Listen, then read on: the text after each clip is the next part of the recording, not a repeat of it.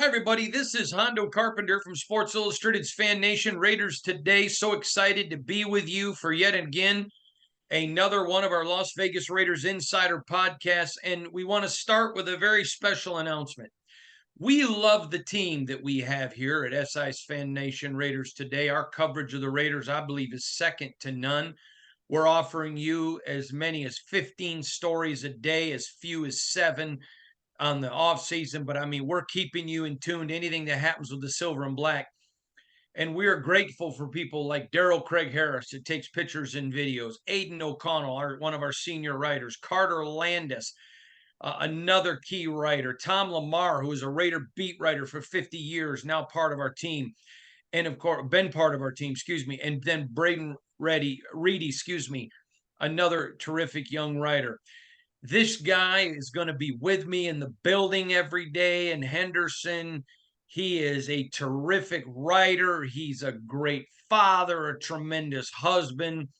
And man, he's just becoming my buddy. So proud to welcome him to the team.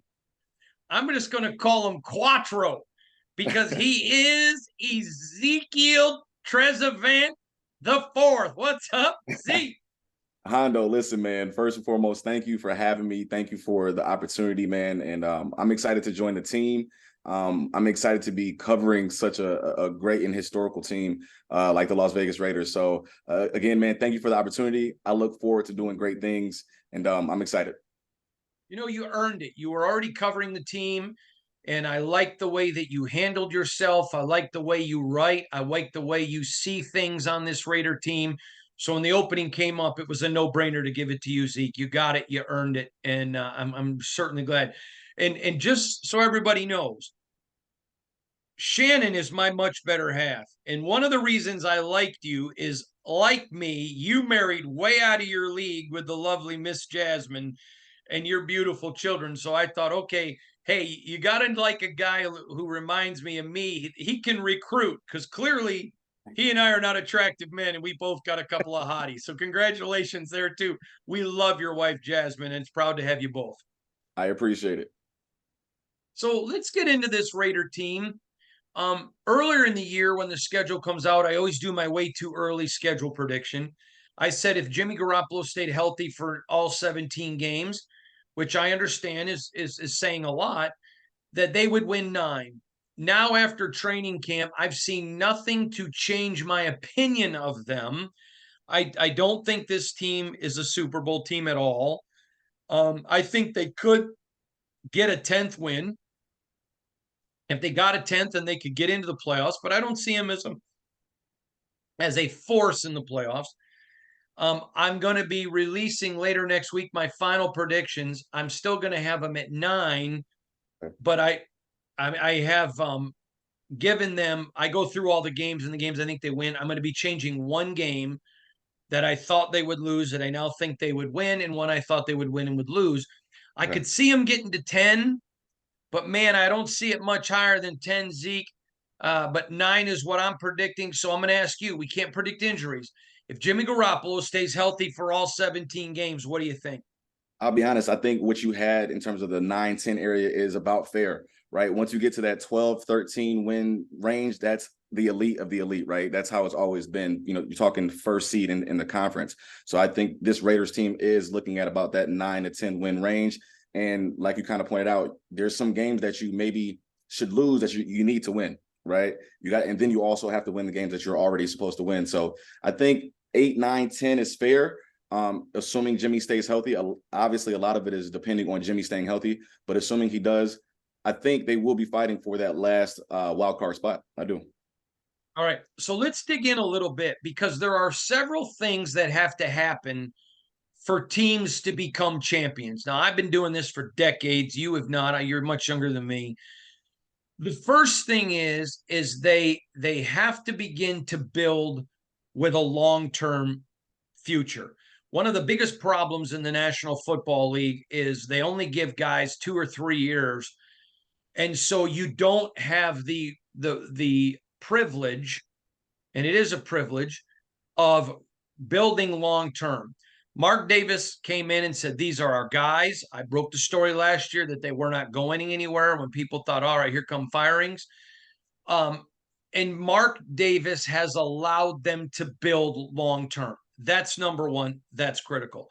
Number two is you have to begin to win, and it's consistency. And now I want to explain what I mean by this. It's not just, it is in the fall, and those are the most important wins, but you got to win every day in the off season. You got to win every day of your camp. You got to win every day of your mini camp, your OTAs. And I think that this franchise, they've done a great job of it. The next step is you have to win the things you're supposed to win and then steal some victories. 100%. Nobody in the NFL is going undefeated. So you got to look at a game and say, this is a game we should win. We're going to win. Okay, but here's a game we're going to steal because we're Yeah, maybe you close. shouldn't. The next step, Zeke, and I think this is the biggest one, is we talked about consistency, winning the games that you're not supposed to win, winning the ones you are. But the next step on that platform is then developing a champion's mindset, where when you're not playing well, you find ways to win. I've heard this said many times. Good teams find a way to win when they're not playing well. You're going to have games that your team doesn't play well. The other team is hyped. Maybe you're going against a guy that you cut, or maybe a guy who grew up a fan of your team and you didn't want him. To me, the Raiders have not made all of those steps, but they've made the one, building for the future and being consistent. We've seen it all through camp. Where am I wrong, Zeke? No, I think you hit it right on the head, and I think you hit it, in order. Most importantly, I think the word you're looking for is culture, right? That second step that you mentioned. When you're building something long term, as you know, you have to instill the culture first, or you can't instill that mindset later on down the road, right? The mindset comes from, hey, every day in practice for the last X amount of months, we've been doing this, we've been practicing. So I think, to your point, the coaching staff, the organization as a whole, they're saying, hey, let's change the culture from what it was. Another thing that you pointed out is, hey, the Raiders are thinking long term, right? This is only, this is the infancy of the McDaniels, stay here. So I think they're looking at this as a 5+ year deal. I really do. I think Mark Davis did not make this move to have them here any less than 5 years. I really do. So to your point, I don't think they're necessarily saying we have to make it to the Super Bowl this year, because again, they're thinking long term. So then that comes, what comes up next are those other steps that you mentioned, right? Once you built that culture, now it's a matter of, hey, how do we make sure that, again, we win the games we're supposed to, maybe win a 1 or 2 or 3 that we're not supposed to. And last season, right, that didn't happen for the Raiders. They lost a couple of games that they should have won. And that was those couple of games are the difference, right? So once you start to develop that mindset after developing the culture, those games that you lost that you should have won are now going to turn into wins. So I think you hit everything on the head. I think what the Raiders organization is looking to do is just make progress from last year to this year, and then take another step or two next year after that. They're definitely thinking long term, and I definitely think they're on the right track. Zeke, Phil Steele, you know him from Phil Steele's College Football Preview magazine. He's one of the top college football prognosticators in all of the world. Happens to be a very dear friend of mine, not a good friend, a dear friend. And I was sitting with him one time. We were eating barbecue, and we were talking about, he gets it right. He's the most consistent, the most accurate, decade after decade in the sport. And I said, how do you do it? And he said, one of the things I like to look at is, close losses. Because sometimes teams, because of injuries, or maybe they've been bit by an injury bug or whatever. When you go back and look at the Raiders, there were 2 games last year where I thought they never had a shot. Maybe 3, but I think 2 for sure, maybe 3. Even in their losses, they were close. I think you could see it. Now, let's get in a little bit into the conversation about Jimmy. I consider Derek Carr to be my friend, so I'm not trashing him, but he did not fit in the Jimmy Garoppolo and in the Josh Jacobs system. He held the ball too long. That does not what this system's predicated on. I remember you and I were out at training camp together every day this training camp, and there was a drill they were doing. And I said, hey, do you notice that drill? 1, 2, 3, out. 1, 2, 3. Josh wants the ball out quick. That's not Derek. And so for me, at least, it's no slam on Derek. I think he's going to do great in New Orleans, but this isn't New Orleans. And I think that Jimmy Garoppolo fits the system. He knows what Josh wants. It's not going to be, yeah, but it's this is what I want. I'm not holding the ball long. I think they're better just because of a different quarterback. Now, again, that's not a slam on Derek. It's just a different system. Right. And in his style, he's going to do great in New Orleans, but it didn't fit here. Agree or disagree?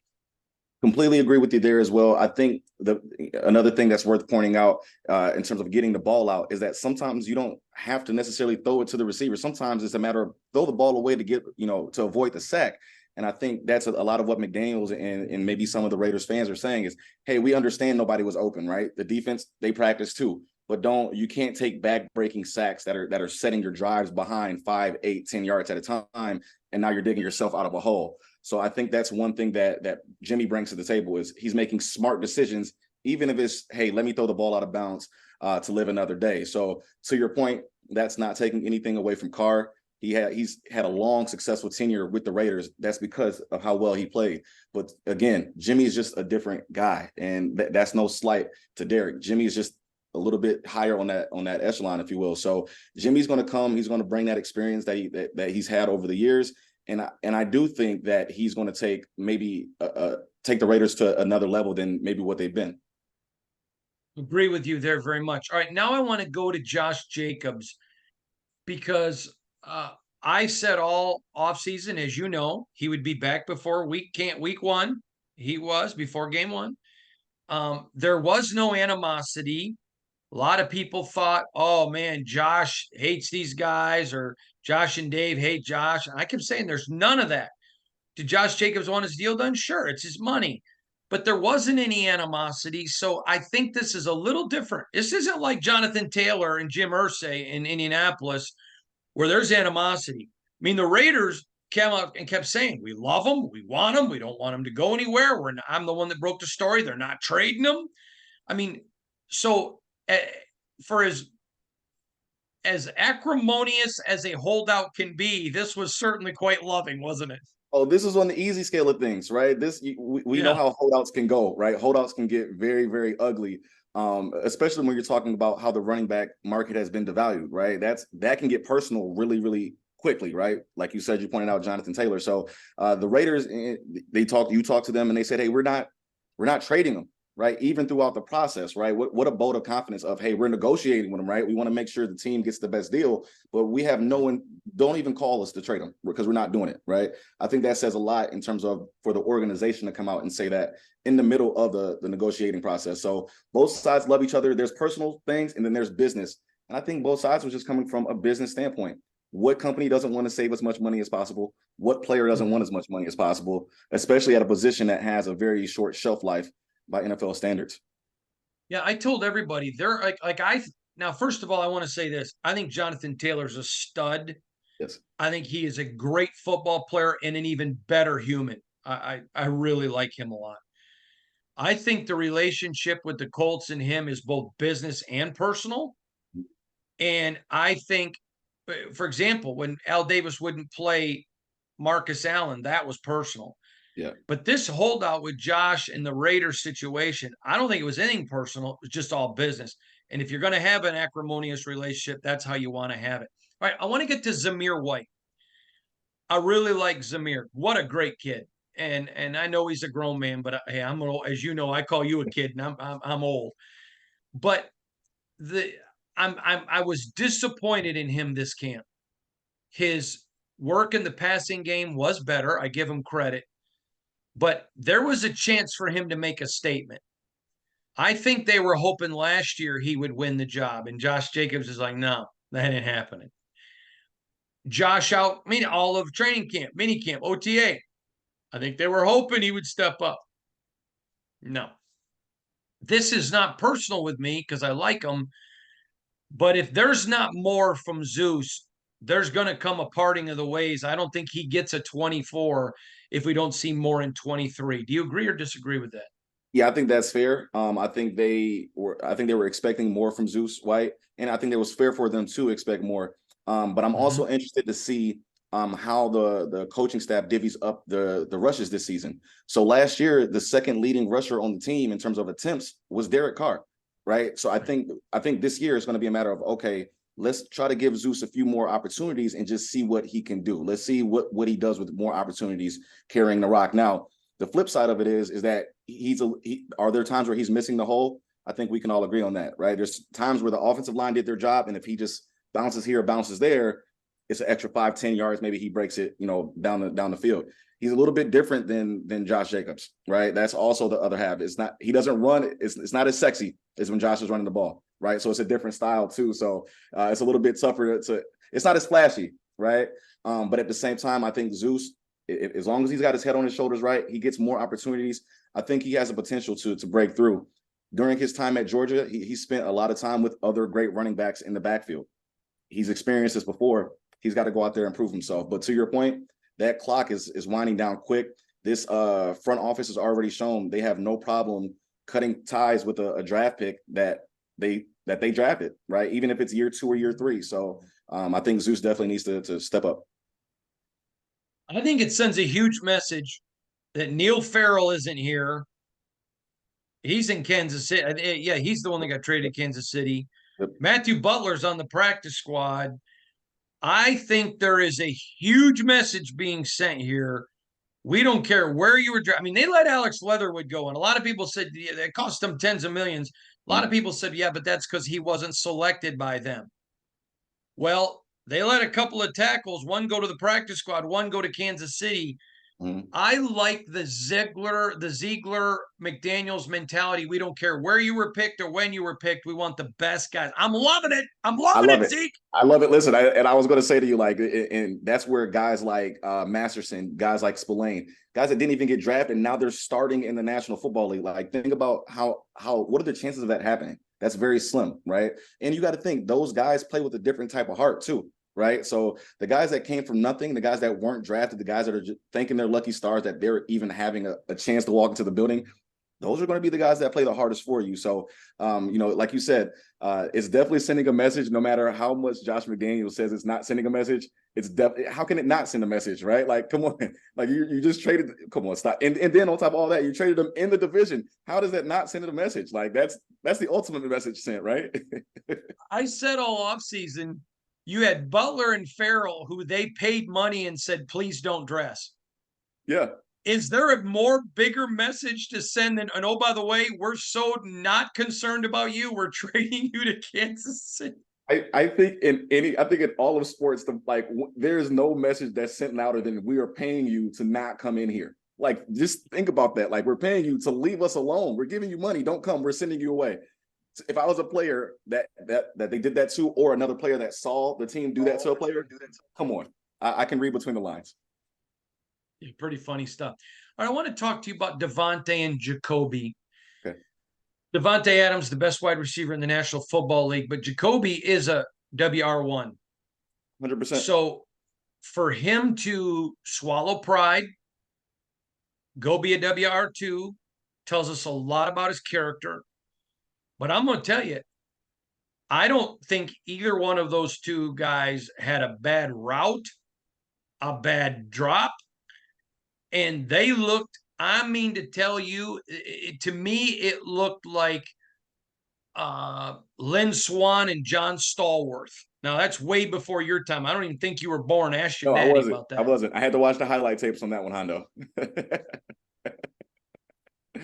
That's a long time ago. That was like 15 years. I don't know if we want to hire you anymore. That was probably like 20 years before my time, Hondo. Maybe 15, 20, yeah. You need to stop because we decided to hire you because we love Jasmine, but then all right. But my point is you got two great receivers, two guys that look the part, that catch the balls, run the route, create separation. I have said, and you've heard me say it in interviews, I think they have the deepest wide receiver room in the National Football League. Agree or disagree? I think you would be hard pressed to find a deeper wide receiver roster from 1 through 5 or 6 or 7, whatever, how many ever they kept, than what the Raiders have. It would be very, very hard to do. It's specifically in terms of Jacoby and Devontae. I mean, those guys being on the field at the same time, it's going to be hard for any defense to stop. And like you said, we've been at camp, we've been at practice, and literally, if one's not open, the other one is, right? They stress any defense out, and that's before you consider Mayer and anybody else that's coming out on routes. So I think they're going to be a nice duo. You got to think Jacoby led the Patriots in receiving for 3 years in a row, right? And he had Mac Jones and Cam Newton on his last leg throwing him a football, right? So if you can lead any organization in receiving for 1 year, let alone 3 years in a row, and you don't necessarily have the best of quarterbacks, I think that says a lot about you. So the flip side of that is that now that he's in Las Vegas, now that he has Devontae as wide receiver 1, now now Jacoby's not being the focus of the defense every week. So I think that helps him out a lot. If you can lead the team as the main focus of the defense, what happens when you have other guys taking that pressure off of you? So I think Jacoby's going to be a household name by the end of the season. I truly do. I got to tell you, I was on a national radio show recently, Sirius XM, talking NFL and talking about, they asked me if there's anybody that I thought they should be keying on for fantasy. And I said Jacoby. And I'm going to give you another name. One day you and I were standing next to each other at training camp, and we were both just kind of being fans, not fans, but spectators watching Michael Mayer. Yeah. His first day in pads against Max Crosby, I mean, my heart went out to him. It was embarrassing. And he admitted that. Yeah. But as camp went on, he kept wanting those reps with Max. Mm-hmm. He kept getting those reps with Max. There was, again, that one day you and I saw him make a block on a guy and put him right on his butt, and then turn around and make a catch where he had to turn his body just in ways that a man that size should not be able to do. Michael Mayer is a stud, is he not? He's a grown man. He looked the part in college, but you know how that goes. A lot of players can look the part in college, step on the professional field, and it's a completely different story. But Mayer is a grown man, and he can do it all, right? Whether it's run blocking, whether it's going out and catching the ball, he's going to be special down the road, and everybody's going to really see why he got drafted so high. He may have been possible to get drafted in the first round instead of the second. So he looks the part, he plays the part. As he continues to learn the game of professional football, he's only going to be better. So I think he just adds to the arsenal of weapons that the Raiders have. And between, you think, again, Mayer, Jacoby Myers, you have Hunter Renfrow, you have Devontae, at some point, somebody's going to be open, right? So I think Mayer has a lot of special things ahead of him, and it's going to be fun to watch. All right, Zeke. So I want to turn to a different I want to go to the offensive line, where we know Colton Miller is a stud. We know Dylan Parham, so underrated from last year. He's a stud. Andre James, such an effective. His ability to get that ball up quick. And a lot of people don't understand. Most offensive linemen coming from a three-point stance just have to lift their hands up. The center has to take the ball, deliver it, and get his hands back up. Exactly. He's been great, but I want to talk. I thought Jermaine Illuminor had a really good camp. I like Jermaine a lot, but I'm going to tell you a guy that I think probably had the best camp on the offensive line, Mr. Toughness, Greg Van Roten. And I was big when they signed him. The guy never gets hurt. He plays at a huge level. He goes out, he makes plays. And listen, coming in, there were some of my friends in the media who were predicting Alex Bars to be a starter 3 days before the guy gets cut. And I think it just talks to you about Van Roten, how good he is, how solid he is, the kind of leader that he is. Of all the Raiders on offense, and man, I think a ton of them had good camps. I don't know that anyone had a better one than Roten, your thoughts, than Van Roten. You got to think about it. For the most part, almost all the same starters across the board came back on the offense, right? From top to bottom. The only one that didn't even make the team was, again, Alex Bars. And everybody, for the most part, had Alex Bars coming back again this season, right? Continuity, right? Having the whole offensive line, having that cohesion. But again, you bring up the toughness, you bring up the availability, the experience that Van Roten has. Van Roten has over 90 NFL games. Of the 90, over 50 are starts on the offensive line, right? So he clearly knows what he's doing. He's available. I think that Josh McDaniels, people forget that he values availability over, again, where you were drafted or where you're from or any of that. If you're on the field and he can depend on you to be on the field most of the time, that plays a large part of it too. So Van Roten is tough.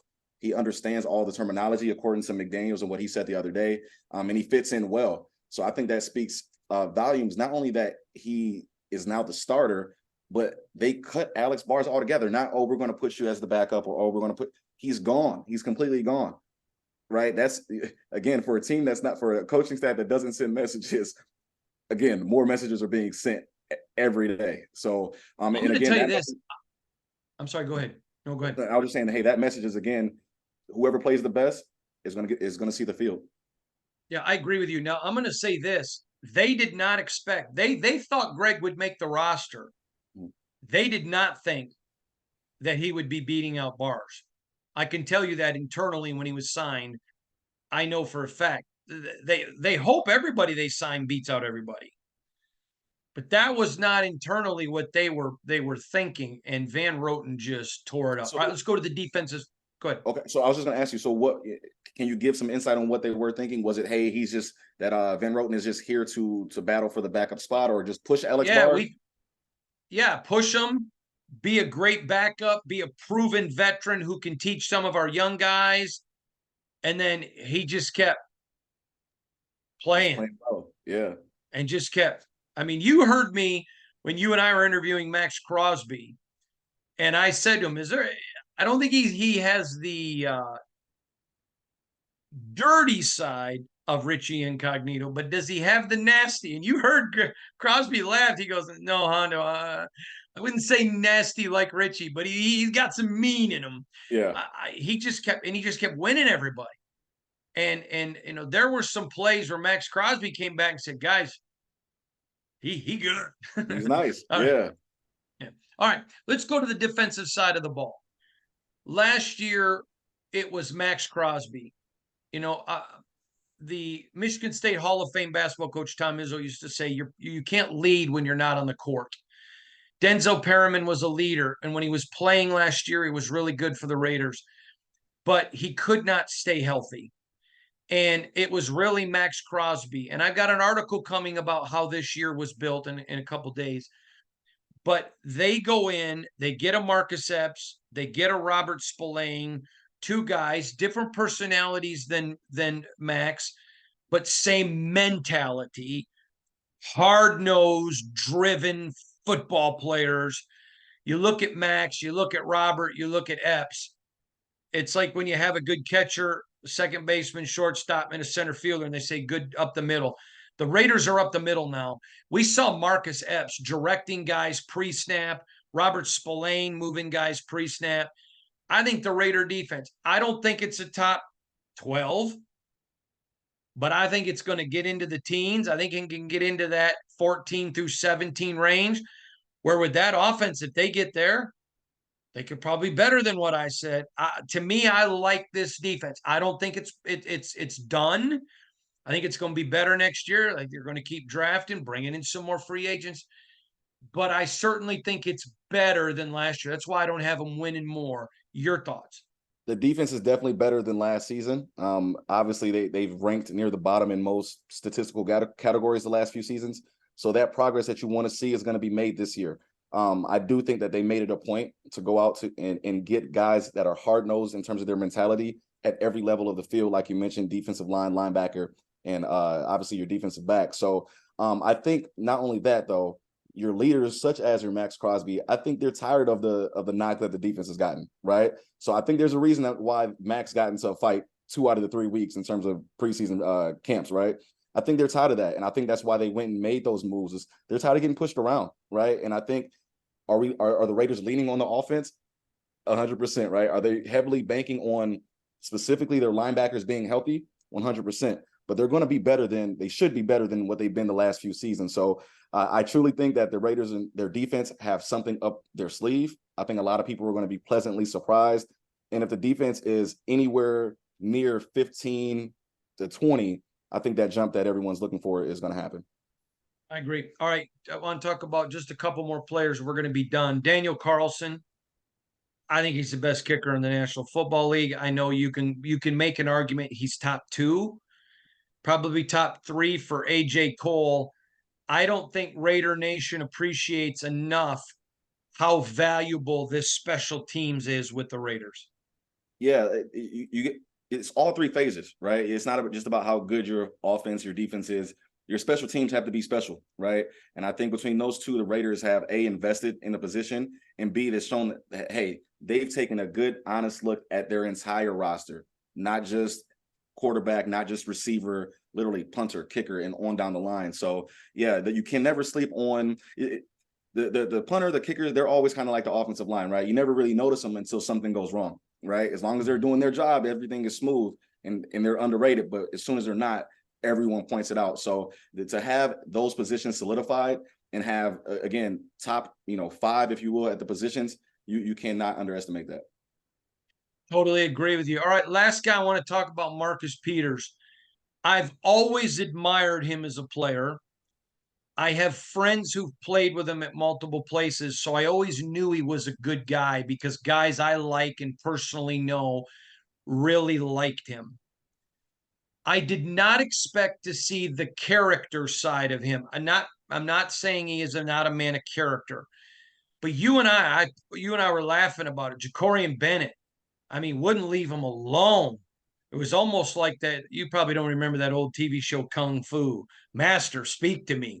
Yeah. And it was, you know, I love the way he worked with the young players.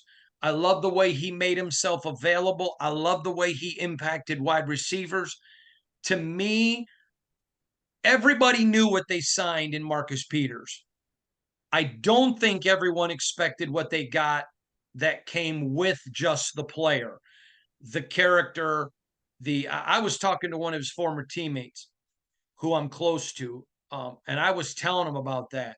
I go, "Did you ever see it?" And he goes, "Yeah." He goes, "I told you he's a great guy." I said, "Well, I know, but you didn't talk about how he is in a locker room." I heard this story yesterday from a player. I was telling him how impressed I was with Marcus, and he said that there was an offensive player that had made a mistake that didn't even involve him. And he walked in the locker room and saw Marcus talking to that guy and just tapping him on the shoulder.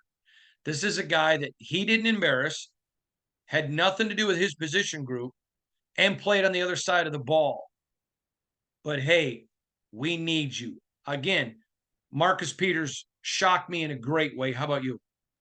Marcus Peters is one of the best and has been one of the best at his positions over the last 5 to 10 seasons. I think one way a player can make themselves even more valuable is passing down that knowledge and that experience down to the younger players and down to other players, right? A lot of times you have to go through the reps to learn. And it's a matter of if somebody can save me 20 reps and make me a better player, what does that say about that guy, right? Marcus Peters, he comes across as, at least on the field, right? Again, hard-nosed, physical guy, but on off the field as a teammate, it's the complete opposite.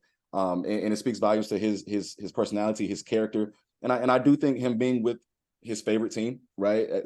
Since childhood, I think that just is going to make him even better, make him play even harder, and make him share that knowledge even more. So basically, what he's doing is, in a sense, is making a bunch of other Marcus Peters, right? In terms of their knowledge, in terms of the other players' experience and such. So he's top notch. I think whether he's on the field or not, he's going to help change that defense for sure. All right. I said only two more guys, but I got actually two more I want to talk about. Drake Thomas, they loved him. Yes. They wanted him desperately. There was a lot of angst about cutting him. And he got But in picked the up. end, I'm sorry, go ahead. Did he? Drake Thomas got picked up pretty quick, right? Yeah, I mean, immediately. Yeah. That was a loss that really stung them. They didn't want that. Matter of fact, I was projecting him to make the roster going into camp, and he almost did. He was the last guy cut. And it was tough. But I want to talk about, that was a big loss, but that tells you the kind of roster Dave Ziegler's building. Exactly. But I want to talk about Meek Robertson. Now, I love Meek. That's just my guy. He's so much fun. He's a walking carnival. He's just, I love his attitude. I love his spirit. I love his heart. If you don't like Meek Robertson, there is something fundamentally wrong with you as a person. I'm talking about as a person. And he makes this roster. That is a guy I'm looking to make a big step in 2024. I think he's got the potential to be really good. I think when you put him with a Brandon Faison, when you put him with a Marcus Peters, you got a Marcus Epps, who I know plays safety, but his influence, I think a Meek Robertson could be the breakout returning player of the 24-20 team. How about you? Without a doubt, Meek is knocking on that door, right? He's about to take that next step. And again, assuming health, assuming he keeps on the same trajectory that he's been on. Like you said, he's a fun guy just to be around, right? Just to see, if you're in the locker room with him, it's like as soon as he walks in, as soon as he starts talking, all heads turn that way, and a lot of people just start walking towards him. So he's fun to be around, and we're not even on the team, right? So imagine what he does in the locker room, keeping the mood light, and then going out there on the field and performing. You have no choice but to respect a young guy that is already performing, still wants to learn more, still wants to get better, and this is his year to take that next step. A lot of fans, because they don't get to see practice in games, they're not stupid. I hate that when media treat fans like they're stupid because they're not, but they don't get to see all that you and I get to see. And what I thought was cool is his teammates were rooting for him. And when I say to fans all the time, do you think players want to lose? Well, no. So when they're rooting for a guy, they think I can win with him. And on top of it, I had one player tell me he is everybody's little brother in the locker room. And it doesn't matter if you're an offensive, defensive guy. It doesn't matter if you're black or white. It doesn't matter if you're a first round pick or a UDFA. Everybody in that room loves a Meek Robertson. I think that's fun, isn't it? Oh yeah, it definitely adds to the environment, and it makes, again, sometimes a locker room, especially one with any kind of expectations or pressure of any kind, it can get tense inside, right? He keeps it completely light in there, and the players, the teammates, they have to root for him, right? And they do, and it just adds to the environment. It adds to the vibe of the team. It brings the players closer. And then again, like I said, on top of everything else, he backs it up on the field. So players love that, right? You can make the locker room better and easier to be in, but if you're not performing on the field, nobody cares, especially in the NFL. So he does all of that, and he's ready for sure. All right, Zeke, you're going to be joining me each and every week. Zeke is our newest member of the Sports Illustrated Fan Nation Raiders Today. Man, we love this guy. So glad to have him part of the team. He's going to be in the building with me in Henderson every day. He is a great reporter. In fact, he did such a good job when we had an opening. We snagged him immediately. He was our first round draft pick. We love having him. He doesn't know this yet, so I'm going to surprise him. He's got his own podcast that's going to be coming here in a few weeks. You're going to get to hear Zeke on his own. We're going to call it Zeke maybe something like Unleashed. I don't know. We're thinking about it. We're going to let the beast loose. But man, we're going to have fun with Ezekiel Trezevant. We appreciate having him part of the team, one of the newest additions. We appreciate all of you. Make sure you're subscribing and getting all of our information, reading all of our articles. We love and appreciate you guys. Thanks for being with us again. From Sports Illustrated's Fan Nation Raiders Today, I'm Hondo Carpenter. He's Ezekiel Trezevant, part of the Fans First Sports Network. Thanks, everybody.